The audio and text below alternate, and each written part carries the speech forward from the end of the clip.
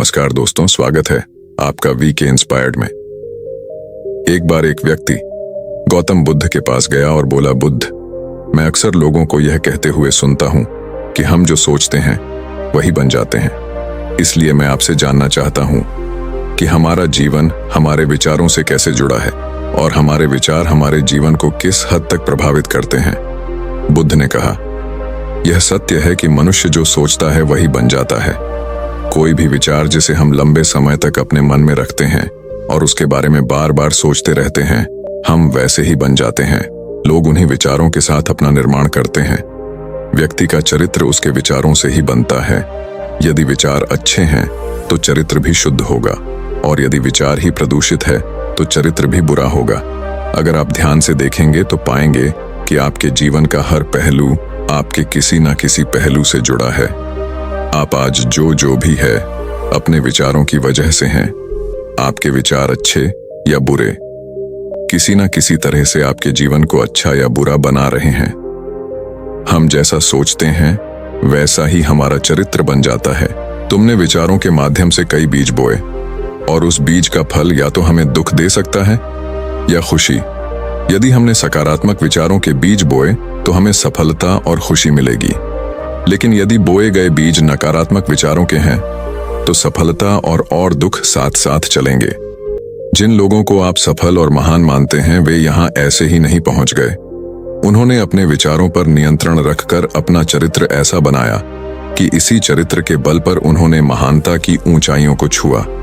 यदि आपके मन में दूसरों के प्रति क्रोध, ईर्ष्या, घृणा है तो आप बाहर भी वैसे ही होंगे और तुम्हें ऐसे रोग मिलेंगे जो तुम्हारे साथ वैसा ही करेंगे। यदि तुम्हारे पास प्रेम, शांति, करुणा है तो तुम वैसे ही बन जाओगे और आप बाहर भी वैसा ही पाएंगे। और जो ऐसे विचार रखता है उसे सम्मान और प्यार दोनों मिलता है। मनुष्य अपने जीवन का निर्माता स्वयं है। वह इसे बना सकता है या बिगाड़ भी सकता है। मनुष्य अपने चरित्र का निर्माण अपने कार्यों और विचारों से करता है, अपना समुदाय बनाता है, अपनी किस्मत खुद बनाता है। व्यक्ति ने कहा, लेकिन बुद्ध, मैं अपने विचारों से खुद को कैसे सुधार सकता हूं? अगर तुम खुद को सुधार चाहते हो तो सबसे पहले अपने विचारों पर ध्यान देना शुरू करो। तुम्हें यह देखना होगा कि तुम दिन भर क्या सोच रहे हो। क्या तुम दिन भर मन में बुराई और लोगों के प्रति नफरत पाल रहे हो? आपको बस इस बात पर ध्यान देना है कि आप अच्छाई की ओर जा रहे हैं या बुराई की ओर। जब आप अच्छे से समझ जाएंगे कि आपके दिमाग में अच्छे विचार चलते हैं या बुरे, तभी आप अपने सोचने के तरीके में बड़ा सकारात्मक बदलाव कर पाएंगे। आपके अंदर कभी ना खत्म होने वाला खजाना है। आप नहीं जानते कि आप क्या कर सकते हैं, आप किस तरह की अद्भुत शक्तियां प्राप्त कर सकते हैं। आपने महान योद्धाओं और महान लोगों के बारे में तो सुना ही होगा। यदि आपको उनकी शक्तियों पर विश्वास नहीं है, आपको बस यह मानना होगा कि आग के बिना धुआं नहीं होता। जरूर उनमें कुछ तो बात होगी जिसकी वजह से उनके बारे में इतना कुछ लिखा और कहा गया है।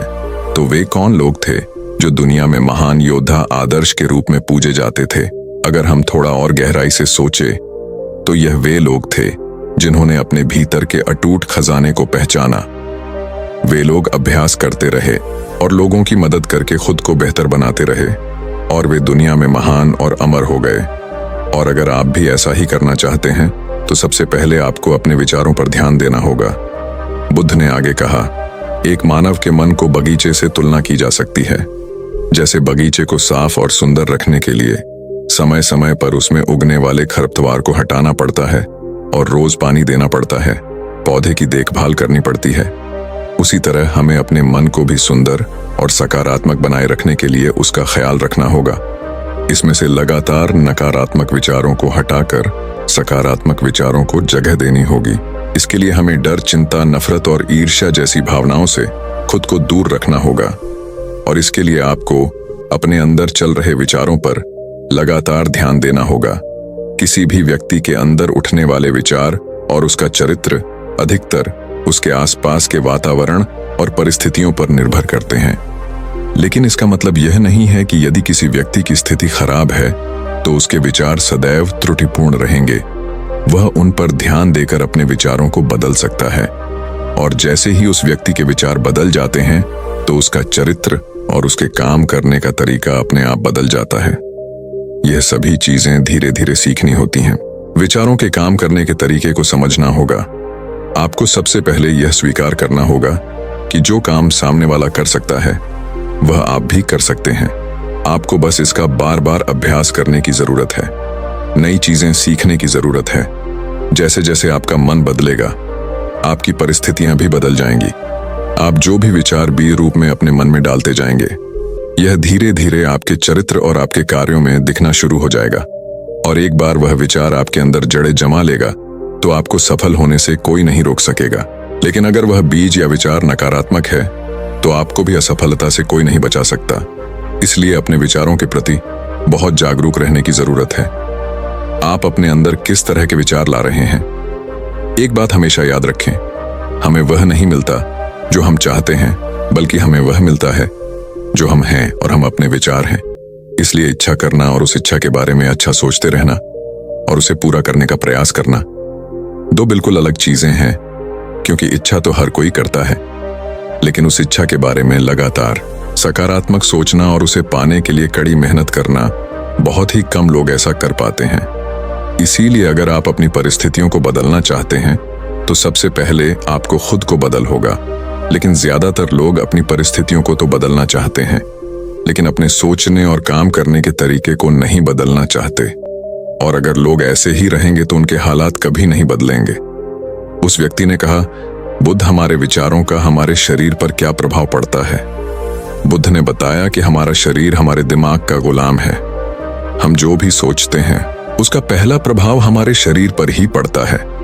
आपने देखा होगा कि जो लोग बहुत अधिक चिंता करते हैं और डरते हैं वे जल्दी बीमार पड़ जाते हैं। साथ ही जो लोग दूसरों से ईर्ष्या करते हैं और हमेशा नकारात्मक सोचते हैं वे भी बहुत जल्द मानसिक और शारीरिक बीमारी का शिकार हो जाते हैं। और अगर आप ऐसा सोचते हैं तो आपके साथ भी ऐसा ही होगा। इसके विपरीत जो लोग हमेशा खुश रहते हैं वे दूसरों के बारे में अच्छा सोचते हैं, हमेशा स्वस्थ रहने के बारे में सोचते रहते हैं, तो उनकी ऊर्जा एक समान हो जाती है और इस ऊर्जा का सकारात्मक प्रभाव सबसे पहले उनके शरीर पर पड़ता है। क्योंकि जिस व्यक्ति का मन शांत होता है उस व्यक्ति के शरीर की आधी बीमारी अपने आप ही खत्म हो जाती है। हम स्वस्थ रहेंगे या बीमार यह हमारे आसपास के माहौल और परिस्थितियों के अलावा हमारी सोच पर भी निर्भर करता है।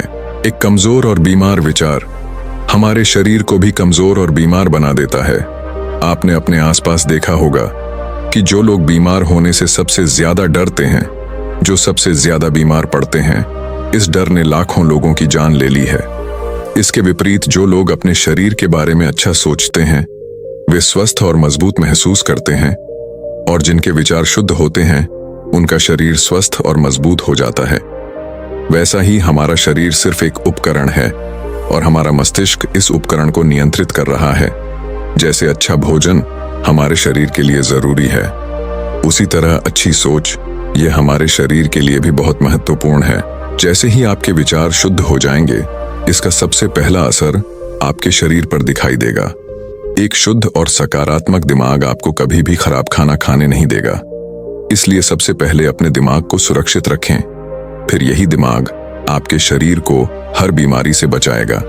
यदि कोई बीमार और कमजोर व्यक्ति अपने शरीर को पूरी तरह से स्वस्थ बनाना चाहता है तो उसे सबसे पहले अपने शरीर को ठीक करना चाहिए। उसे प्रकृति के संपर्क में रहना चाहिए, उसे सूरज की रोशनी में रहना चाहिए और एक सेकंड के लिए भी अपने शरीर के बारे में नकारात्मक नहीं सोचना चाहिए। वह जैसा स्वास्थ्य चाहता है वैसा ही उसे महसूस करना चाहिए और पूरा विश्वास है कि वह वैसा बन सकता है। उस व्यक्ति ने कहा, बुद्ध, अब आप मुझे बताएं कि हमारे विचार हमारे लक्ष्य को कैसे प्रभावित करते हैं।